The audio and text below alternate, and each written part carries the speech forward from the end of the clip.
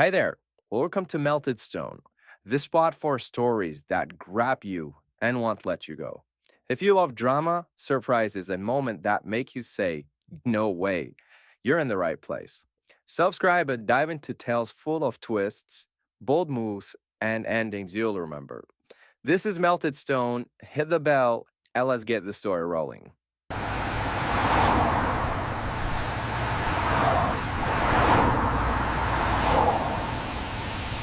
I'm Grant Keller, 38, a project manager for a civil engineering firm in Denver. This started long before any dramatic moment. It started with small refusals that felt harmless on their own for months. Every time I suggested something, Tuesday tacos at the spot we liked, a Saturday hike up Matthews and Winters, even just a quiet movie night, she found a reason to say no. Late meeting, too tired. The girls already planned something. It felt like being quietly moved to the waiting room of my own life. At first, I wrote it off as a seasonal thing. We'd had a heavy quarter at work, and her office was rolling out new software that had everyone on edge. When she'd wave off plans and slide past me toward the bedroom, I'd tell myself she'd make up for it next week. But next week looked exactly like the last one. I would put something on the calendar. She would forget. We'd talked. The plan would evaporate. When you love someone, you get good at forgiving small things. I was getting too good. The house didn't change all at once. It shifted by degrees. Her shoes started landing by the door in pairs I didn't recognize. New perfume, clean, sharp, not the warm one I knew, hung in the hallway after she floated past. Takeout containers showed up in the recycling from places we never ordered from. She'd smile when she noticed me notice, but the smile had a lid on it, like a candle snuffed and still smoking.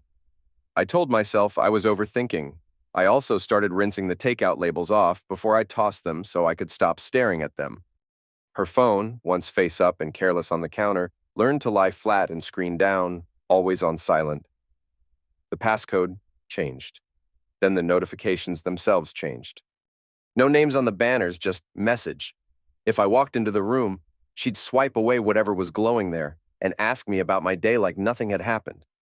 I answered, kept my voice even, and watched the way her eyes slid for a second to the edge of the table where the phone rested like gravity was stronger over there.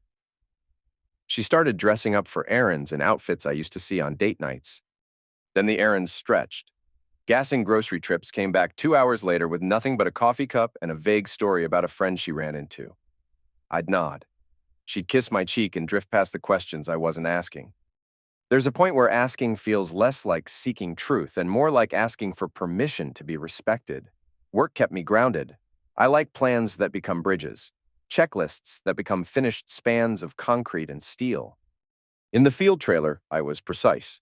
At home, the plans were jelly. I put pasta water on, she'd text that she was running behind. I'd hold the boil too long. The water would turn to steam. I'd eat late, alone.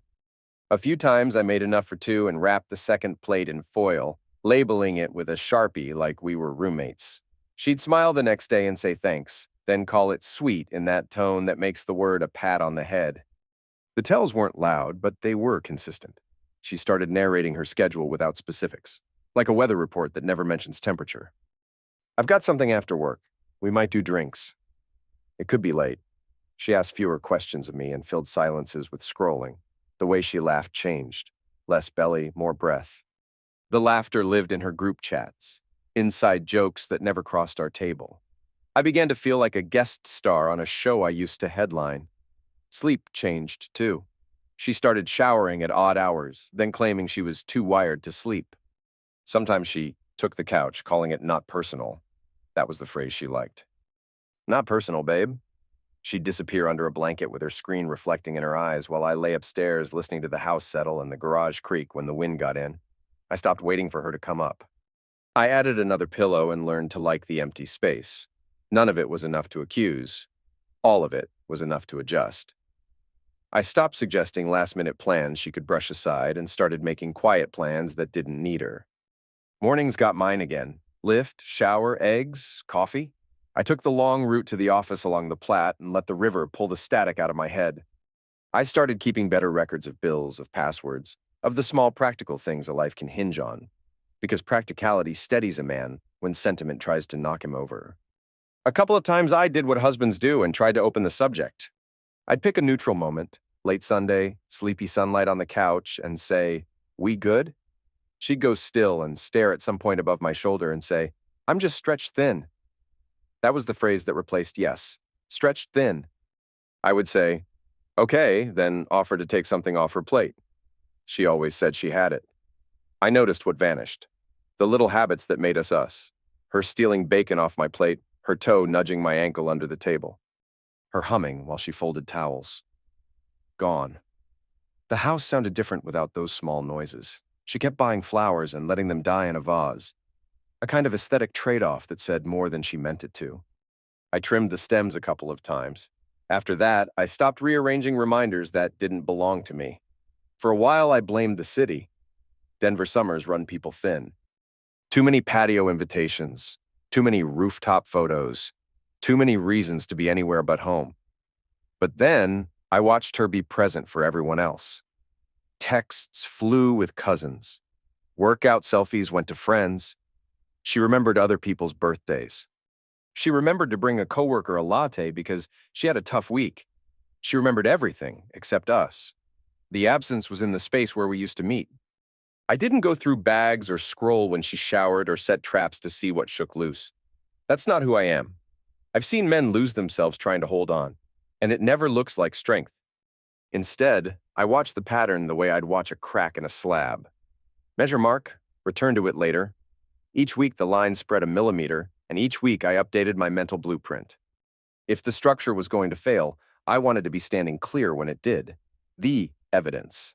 What kept me steady was the ordinary, field reports, coffee that tasted the same every single morning, the feel of rebar plans in my hands.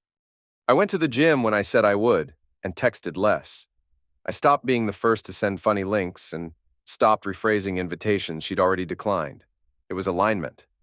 If she wanted distance, I could meet her there without raising my voice. There were nights she came home early and dropped onto the couch with her head on my shoulder like muscle memory, and I thought maybe the tide was turning. But even then, her phone would vibrate. The moment would lift up like a paper corner, and she'd slide away to answer. She'd come back, sure, but lighter, like she'd handed the best part of her attention to someone else and didn't have a spare for me. You can't compete with a ghost. You just end the contest. Nothing explosive happened to convince me. No lipstick on a collar, just repetitions, plans declined, explanations that didn't explain. A life lived adjacent to mine. A man can live next to denial for a long time if he confuses restraint with virtue. I kept my restraint. I also stopped confusing it for blindness. By the time I finally admitted to myself that something was wrong, it was a ledger that had balanced the same way for months. So I stayed calm. I kept the house in order, the accounts clean, the truck gassed up. I sharpened my questions into silence and let the patterns speak in full sentences. I breathed, counted the days, and let the story tell itself. When truth arrived, it wasn't going to need my help. All I had to do was be ready to hear it. We'd turned on Find My years ago after a snowstorm put her on a shoulder off I-70, and I needed to bring a toe strap and coffee. After that scare, the little map tile lived in the background like a smoke detector. Good to have, rarely noticed. I hadn't opened it in months. The night I did, the dot wasn't anywhere near the gastropub she said she'd try with coworkers. It sat motionless on a quiet block in Capitol Hill, a street I knew from the way certain names never quite leave a man's head. Her ex lived there back when we were still dating, and apparently the address had kept its grip. The dot didn't drift. It nested, 10 minutes, 20, an hour. I set the phone face down and went back to dishes like I hadn't seen anything. I prefer evidence to adrenaline. The next week, same choreography. Stopping for a drink. The dot found the same grid square and settled like it had been invited. I tested my own memory against coincidence. Maybe a friend had moved. Maybe a new Pilates studio opened on that side street. The map wasn't wrong, though. It had that smug GPS confidence, the blue ping that says, "You're here and nowhere else." I put the phone away again because I needed my actions to stay cooler than my pulse. There's a difference between catching and confirming. The former satisfies pride. The latter changes a life. Her habits helped me separate the two. The phone stayed face down at home, but it came alive in parking lots. I could see its glow and reflections when she sat in the car to finish a podcast before coming inside. I started taking inventory like a foreman walking a site at dusk. Documents, keys, passwords, bills. I scanned what mattered and uploaded it somewhere she couldn't reach, labeled cleanly, dated. I moved the irreplaceables, my dad's watch, a binder of tax records, the title to the truck, out of shared drawers and into a small safe I'd kept for storms and bad luck. If this was a storm, I wanted tarps in place before the rain. She gave me the gift of certainty without realizing it. A Friday bled into Saturday, and she posted a party shot to her story. 3 seconds of champagne, a skyline, and in the near background, a profile I recognized with that instant ache your body remembers before your mind does. She deleted it fast. Good reflexes, wrong opponent. But by then, my thumb had already landed and held. Screenshot saved to a folder with the date, time, and the little Capitol Hill geotag she forgot to scrub. I filed it like I file inspection photos and went on with my evening. Dinner for one, the kind you make when the point is to prove you're fine alone. The next morning, I asked if she wanted pancakes. She said she had a thing. The thing lasted until dusk, then slid into, we might grab drinks. The map put her back on that street by 11 o'clock. I started setting reminders, renewals, insurance notices, the sort of small deadlines that become leverage when someone decides chaos is a lifestyle. I made lists you could hand a stranger and trust they'd understand the house without me. It was the same discipline that gets concrete trucks there when they're supposed to be there. When our anniversary night finally came, I chose a restaurant we'd loved before life started speaking to her through other speakers. I left the reservation under her name, partly out of habit, partly because I wanted the call to go to her when they asked if we were still coming. She texted at 6 o'clock that she was running a little behind. At 7 o'clock, no update. At 8 o'clock, I paid for a meal I didn't eat, tipped well, and told the hostess to give our table to someone hungry. Back home, the house had that stale quiet it gets when a plan dies inside it.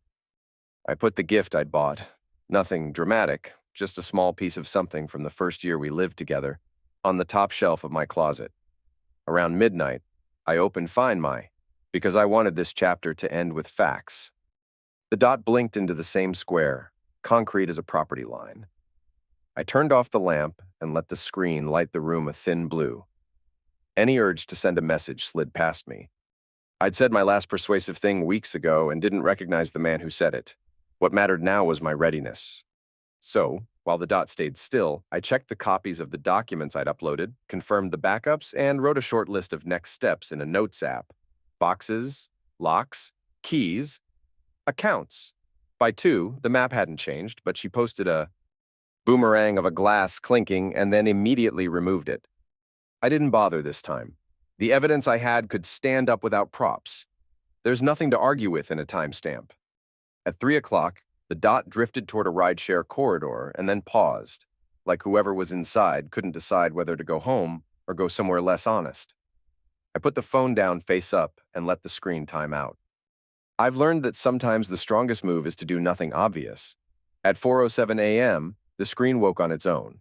A text barreled in, punctuation drunk and mean. Wow. Big man tracking me at 4 a.m.? It read like someone who wants to be the victim in a story they're writing in real time. Years ago, I might have bit, answered with everything I'd swallowed. Names, dates, screenshots, coordinates. Instead, I let it sit there and glow. If she could guess what I knew from the way her own conscience worked, that was between her and her battery percentage. What I owed myself was follow-through. I added label boxes under it and call storage under that. I simply set the phone down like a tool I was done with for the night and listened to the first trains running up the Platte as the sky started to unblacken. The house felt different, not lighter yet, but aligned, as if a beam had finally acknowledged a crack and decided to stop pretending. By dawn, she'd stopped sending anything. The map put her near downtown, then off, either by battery or by choice. I poured coffee and stood at the window while the neighborhood woke. Sprinklers ticked. A dog dragged a man down the sidewalk, and a runner in a neon shirt cut the corner wide to avoid a puddle. Regular life making its regular sounds, like a reminder that not every shift inside a house has to announce itself to the block. My mug felt steady in my hand. The list on my phone looked short and doable. I needed to keep my word to myself. I snapped the notebook shut, put the phone in my pocket, and started the truck to let the engine warm. I'd make my calls, do my errands, and say nothing until saying something became logistics. She wanted to bait me into a role, angry, jealous, unhinged, because that role would make her story make sense to the people who didn't have my map and my screenshot. I had the only facts I needed, and facts handled quietly have a way of moving furniture no argument ever can. Boxes. I pulled the flat packs from the garage, cut them open on the tailgate, and built 6 mediums, the kind that make you choose what matters. I laid them in the hall like a neat boundary line, then walked room to room with a calm I felt down in my legs. I packed only what a person needs to land somewhere without humiliation. Jeans, sweaters, the black blazer she likes for work, her shoe rack's first row, a week of underwear and socks, the bathroom drawer with her daily stuff, her meds, the charger that's always draped off her nightstand. I zipped her makeup bag and wrapped the perfume she switched to in 2 dish towels so it wouldn't shatter. I left the party dresses, the framed photos, the souvenirs, things you take when you're ready to take a life with you. This was space delivered exactly the way she'd been asking for it without saying the words. While I packed, I took pictures of each open drawer before I moved anything, then a picture of each box closed and labeled. If she wanted an inventory, she'd have one. The marker squeaked across the cardboard. Clothes, bedroom, shoes, hall, toiletries, bathroom, accounts. I opened my laptop at the kitchen table and did the unromantic work that keeps a man upright when the emotional part of the house falls in. I logged into the bank and removed her as an authorized user from the card tied to my income. Notifications pinged. Change confirmed. Without ceremony, I changed passwords on streaming, cloud storage, the Wi-Fi, and the smart lock app. I locked her out of being responsible for whatever came next. That difference mattered to me. It kept my jaw from clenching. Evidence, discipline over pride. I exported the Find My Location history for the past 6 weeks and saved the file with a plain name, then dropped in the screenshot she'd posted and deleted. I wrote simple captions under each: dates, times, and addresses. No adjectives, no gotchas, just the kind of documentation I respect on job sites when you need to show exactly what cracked and when. I uploaded the folder to a clean drive and printed a hard copy, because printers and lawyers speak the same language. Paper. I didn't read it twice. I already knew every line by heart. Attorney. I called the firm a coworker used during his separation. The receptionist recognized the urgency without me saying the word. She put me on with a partner who listened while I laid out facts like a project scope. We'd been married 7 years, no kids, house in both names, most accounts separate. And here is my documentation of a pattern. He asked 2 or 3 questions a man asks when he's measuring a beam and thanked me for the clarity. We can move to protect your assets and outline separation parameters today, he said. I said yes. He asked me to email him the folder. I did, then signed the engagement letter he sent 15 minutes later. It felt like pulling a permit. Dry, necessary, freeing, delivery. Her mom lives 20 minutes south, in a tidy ranch with a red door you can spot from half a block. I texted first, I have some of her things to drop. You home? I got a reply within a minute. Yes, bring them. No questions. I loaded the boxes into the truck, added a duffel with her gym gear, and set off. The morning had warmed. The radio stayed off. When I pulled to the curb, her mom was already at the door. She looked at the boxes, then at me, and the expression on her face wasn't surprise. It was a tired understanding. I didn't want to interrogate. I packed essentials, I said, voice steady. There's a note inside the top box. Keys and mail are in the side pocket. Thank you for not throwing it in the yard, she said softly. Then she squeezed my forearm the way mothers do when they see a son standing where a storm used to be. I carried the boxes to the entry and stacked them neatly against the wall. Note: the letter at the top was 1 page, handwritten, dated. You said you needed space. I'm honoring that. Your essentials are with your mother. The house is rekeyed. Your mail and personal items are safe. For logistics, use email. I'll keep it practical. I wish you well. There was no line about the screenshot. She knows what she did. I know what I saw. Back home, I finished the symbolic housekeeping. I stripped our bed and made it with clean sheets that smelled like nothing. I moved her nightstand items into a labeled bin and slid it into the hall closet. I collected her plants and grouped them by the window so they wouldn't suffer from my decision. I opened the windows. The house breathed. I drafted a single message to the people who would inevitably be asked to pick sides: her parents, her siblings, the small circle of mutual friends who know how to read a calendar. The message was a header with an attachment for context. Inside the PDF, the timeline, the 3 screenshots, 2 maps, and the accidental post, dates and addresses stamped like a survey. I saved the draft and left it unsent. There's a time to swing a hammer. There's a time to place it in plain sight and let gravity make your point. I'd wait until spin required ballast. By noon, I'd done the work a man does when he mirrors someone else's logic. She wanted independence without conversation. I gave it to her, complete and quiet. I ate a late lunch standing at the counter, looked around at a house that felt strangely ordered, and noticed for the first time in months that the silence didn't scratch. It rested. My phone, face up, lit with small, ordinary notifications. Shipment delivered, appointment confirmed. Not a single message from her. I took the last step on my list and put my wedding band in the top drawer of my desk. If she returned for discussion, I had logistics ready. If she returned for performance, I had nothing for her. The map, the screenshot, the locks, the lawyer, none of it was vengeance dressed up as order. It was just order. And order, when you've been living in someone else's chaos, feels like dignity you can fold and put away. The afternoon slid past in quiet tasks, laundry, a run along the river. 2 calls returned from the attorney's office, setting the next week's steps. I'd already confirmed what mattered. The rest would arrive when it arrived. If she knocked, we would talk through the chain. If she texted, I would answer with dates and times. If she tried to turn our story into a rumor, I had a file named context.pdf that could stand for itself. By evening, the list was done, and the house looked like a plan finished to spec. I made dinner for one and ate at the table without checking a door, a driveway, or a screen. Space given, space kept. When a man stops arguing with weather and starts building around it, he doesn't feel triumphant. He feels still. That was enough. She didn't text all morning. Silence can mean thought or strategy. With her, it usually meant the latter. At 12:13 p.m., the door camera chimed and filled my phone with a still image of sunglasses, crossed arms, and the stance she used when she wanted a scene. She tugged on the handle twice, like the lock might forget itself if she insisted. When it didn't, she knocked in a rhythm that used to make me open fast. I let the beats finish. Then I set the chain, opened the door the width of my palm, and kept my voice low. I told her where her boxes were, what address, and that I'd left a note with details. She went straight to volume. Why would I do this? Who did I think I was? Who changes locks on his wife? I didn't match it. Email for logistics, I said. I'll keep replies practical. The door closed without drama.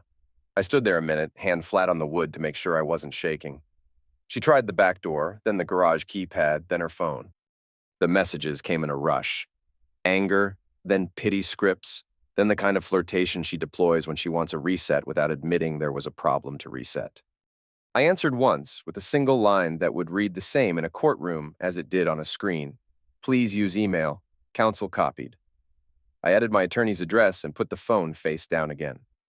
When a fire starts in a pile of oily rags, the smartest act is to separate fuel from heat. The social version of events arrived next. A story post with white text on a black background. Imagine being locked out of your own home by the man who loves you. It didn't mention why, of course. She left comments open, which was either bravado or ignorance. A mutual pinged me. What's going on? Then another. I sent the PDF I prepared. Dates, find my pins, the 3-second champagne post she deleted, the straightforward timeline. My subject line was for clarity. If a man's going to speak, let the facts do it. Then I sent one more message, the one I'd promised myself I'd reserve for when spin turned into smear. A single email to her family chat. Parents, siblings, the aunt who always plays peacemaker. The body was 3 sentences. I've rekeyed the house. Her essentials are at her mother's. For context, see attached. I attached the same PDF and hit send. The read receipt stacked in less than a minute. Her sister typed a response and erased it 3 times, then wrote, I'll check on her. Her father sent a single sentence. I'll call her now. Her mother, who already knew where the boxes were, replied, She's here. I've got it. None of them asked me to explain more. None of them argued with the timestamps. That was enough revenge for me. Truth in a room that usually runs on feelings. By mid-afternoon, she switched tactics. You didn't have to embarrass me, popped onto the screen. We could have kept this private. Private had been months of me being moved to the margins while she wrote a separate life off camera. Privacy ended when she made an audience out of her choices. I didn't send that. I replied with a neutral line that covered the point without feeding the fire. I corrected public misinformation with documented facts. She sent a paragraph about control and punishment. I closed the thread without reading it twice. Boundaries are measured by what you don't consume. The ripple started showing. A mutual friend texted, "She told us you went crazy last night." Then we saw the screenshots. We're out. Another wrote, "I didn't want to believe it. Now I do. Take care of yourself." I didn't thank anyone or accept anyone's sympathy. I just replied, "Understood." People line up quickly when the wind shifts. What mattered was that I hadn't said a single colorful word about her. Not to them, and not online. The file spoke, and it didn't raise its voice. Around 5 o'clock, I watched the door camera show her at her mother's red door, opening my boxes. She was there, hair tied up, yesterday's eyeliner softened into a smudge. She picked up the top box, set it down, opened it, took out the note, and read. The camera doesn't record audio, but you don't need sound to recognize a person losing the script they plan to use. She looked at her mother. Her mother didn't hug her first. She pointed at the stack like a foreman pointing to where the work starts. You can love someone and still refuse to applaud their chaos. I respected that in the older woman more than I can explain. The morning after I sent the logistics email, I woke up before my alarm and realized I wasn't listening for anything. The quiet wasn't empty. It had borders. I brewed coffee and drank it by the window and let the day start without needing to brace. It's strange how simple life feels when you stop arguing with what it is. The attorney moved quickly. Temporary terms became signed orders, scheduled pickup window with a third party present. No late-night visits, written communication only, a social media clause that penalized either of us for posting about the other. We arranged a single afternoon for the last items I might have missed. She arrived with a friend and a box of trash bags, saw the labeled bins in the hallway, and put the bags back in the trunk. I stayed in the kitchen with the third party, answered 2 questions about where something had been stored, and kept my hands in my pockets. When she left, she lingered at the door like she was waiting for a cue. I had none to give. A door can be a boundary without being a slammed one. There were apologies later, of a kind. Long paragraphs that sounded like weather reports. Overwhelmed, confused, not herself. As if the map pins and the screenshot had been acts of climate, not choices. Each time I replied the same way. Received. Noted. Please route future communication through counsel. She tried memory as a lever and nostalgia as a currency. I let both sit where they landed. The past deserves respect, but it doesn't get to invoice the future.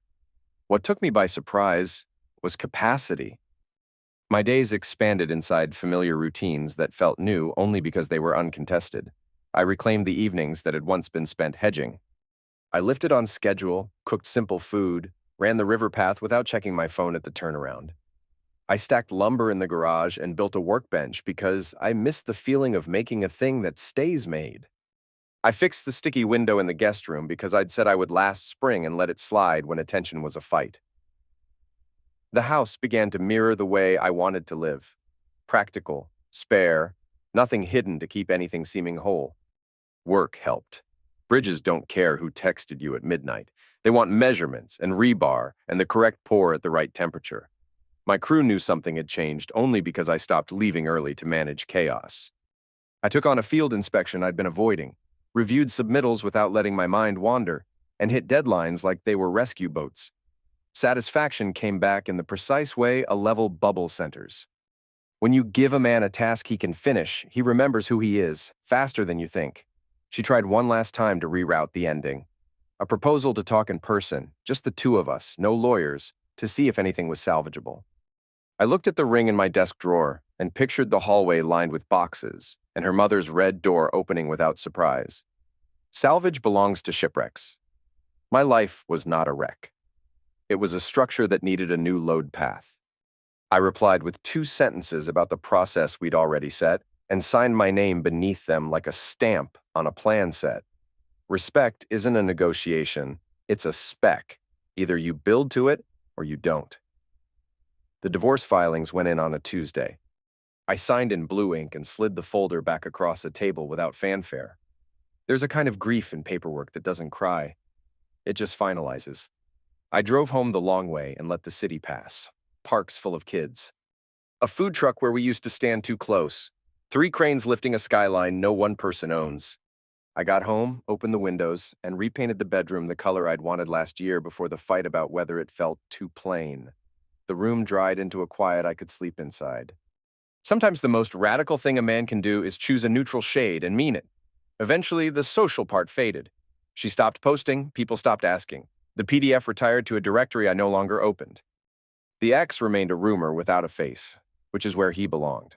A friend tried to sell me this story that closure requires a final conversation where everyone confesses the exact shape of their harm. I don't buy that.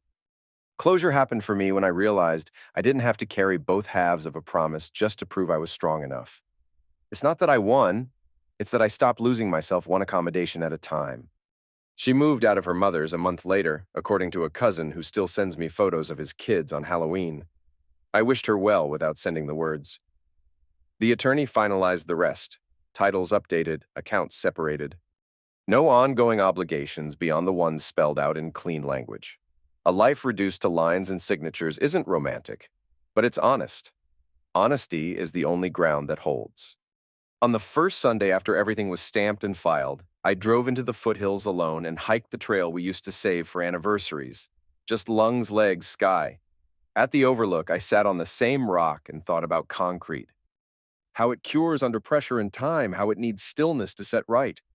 I considered the man I'd been at the beginning, polite, hopeful, willing, and how those traits aren't weaknesses until you give them to someone who treats them like spare change. The wind came up and then settled. I stayed until the light went soft and the edges on the front range blurred. Back home, I cooked, ate, and cleaned the kitchen without checking a door. I took the ring out of the drawer and held it in my palm for a minute. Not to ache, just to acknowledge weight. Then I put it back and closed the drawer the way you close a book you finished and might never reread. The house exhaled. I slept. If there's an ending worth writing down, it's this. I became simple again. A man who understands that respect is not a tip you leave after a messy meal. It is the price of admission. She decided she could pay later. I decided later had already come and gone.